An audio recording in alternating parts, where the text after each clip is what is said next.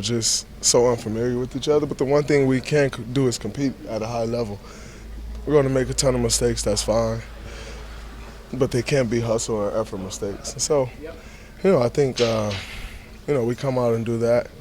Everything else will take care of itself. Has the learning curve been quick? Do you see some progress already just with 4 or 5 extra days? You definitely see some progress. Even in scrimmages, from the first game where we had been 3 days in the camp. See a lot more progress, over the last week or so. So that's good. It'll be good to get another kind of test run on that. What have you thought about what Jaron Collins has done as the kind of defensive coordinator for the first time? I think he's done well. It's been different. There's so much teaching. So whereas suppose you used to kind of doing a few things live and everybody understanding, there's so much teaching, so it's at a much slower pace, which is good and bad. If you've been doing it for 8 years, it's tough, but yeah, you understand. So I think he's done a very good job thus far. You've obviously seen what's been going on in the last few days. First of all, what was your reaction to President calling out Steve? I don't really react to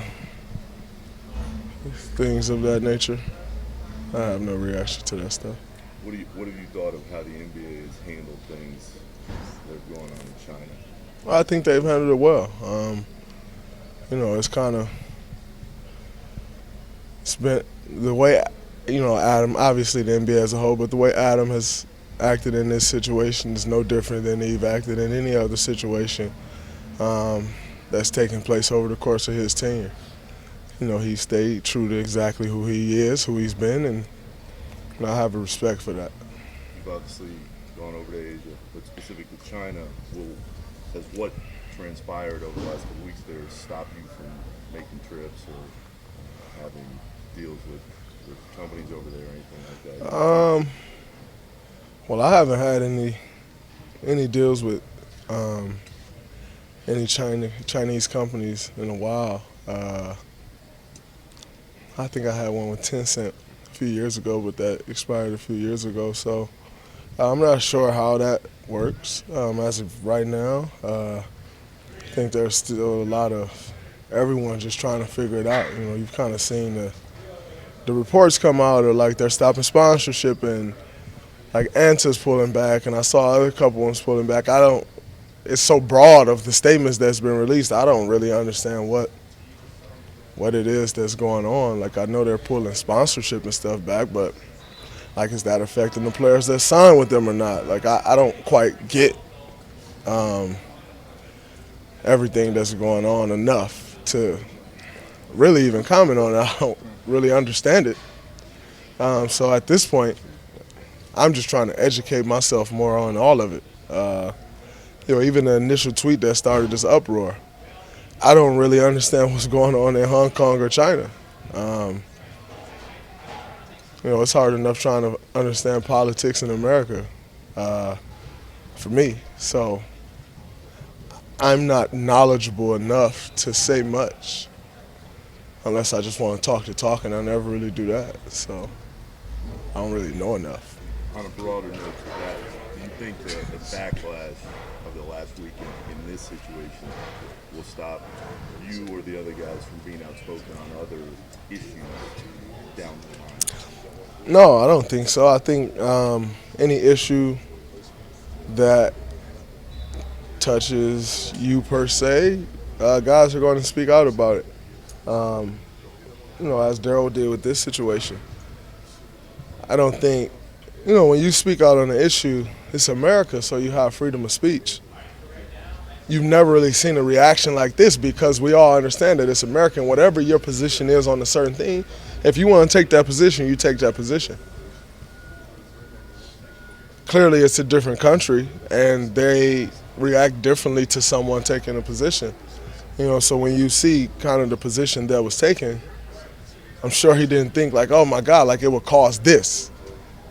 Because you're just typically doing what an American does, which if you have an opinion, if you want to speak on something, you speak on it. I think it's the first time that I actually spoke on another country, and you kind of see you just see kind of the difference in the countries. which I'm sure no one really expected it to be this. But like I said, it's just two completely different countries that's on different ends of the spectrum. It's been very interesting to see and learn about, or try learning about, because it's a big difference from what you experience on a day-to-day basis being in America. It's crazy how one tweet is going on, and there's no sign of it ending, Yeah, like I said, that's just part of being in America. You operate in a manner of which Americans do, and that's kind of what happened. It just happened to be involving a completely different country, and that's not what they do. So it's been interesting to see. In basketball, have you had to almost like lower your expectations in the sense that last few years you guys came in here knowing what you had and knowing that, okay, they got to come through us. Different vibe this year, and how do you manage lowering your expectations, expecting less of these guys than you would have out of guys that have been around for a long time? I think it's definitely a different vibe. Everything's just different. But as far as lowering expectations, you're still an NBA player. These guys are still NBA players. We're still an NBA team.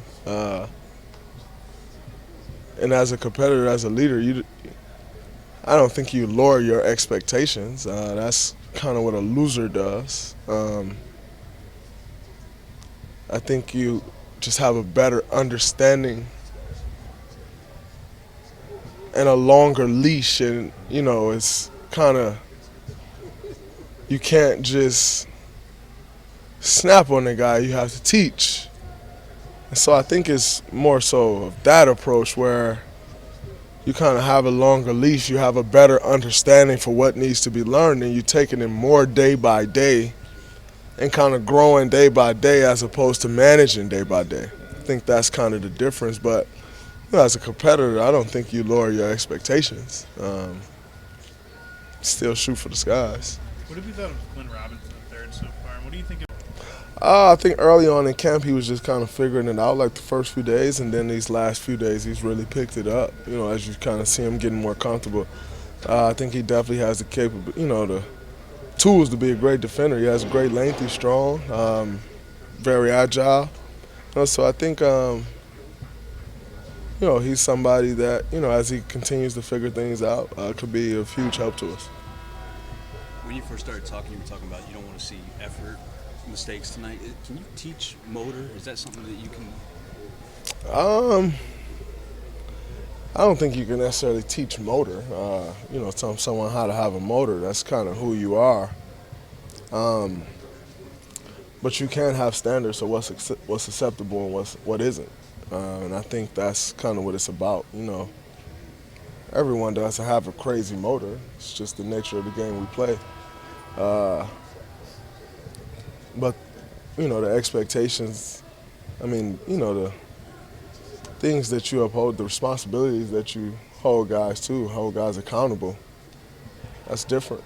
And if you're held to a certain level of accountability, then you try to rise to that. It's not necessarily about your motor. It's not that you're going to be right guy or anything like that. But the accountability level has to be upheld for everybody. Was your friends and family actually giving you a hard time over the 1 inch, 6'5" versus 6'6", 6'7"? No, all my friends and family know how tall I am. Although my brother was laughing on Instagram. Why does that even matter? I actually used to care because it did matter when I got drafted and stuff. But I don't care anymore now. I don't care if the whole world know I'm 6'4". It don't matter anymore at this point. Actually, I'm not 6'4", but you get my gist. It's like they're not going to redraft me or anything like that. Like, I've shown what I can do with my height I have. Who cares now? The NBA passed that up anyway because they're more concerned with length than height anyway. They are. I have very long arms, so it works out. Jordan Bell is with the Wolves now. What do you hope this season holds for him and the rest of his career? Greatness. I really want to see him do well. continue to build up on the last couple years. I think he can get better and better, and just making sure he's really taking advantage of his God-given abilities. He's a guy who's more than capable of having 10-plus year career in this league, and I hope to see him, get over there as a fresh start and, really just continue to build. I think he has some great times here. Some a little better than others, but overall, take a young guy 2 years in the league, get to 2 NBA Finals, win 1 championship, get to learn from some great vets. I think that's a great start. Now it's on him to continue to build up on that, and I think he will. Thanks, Thank you very much.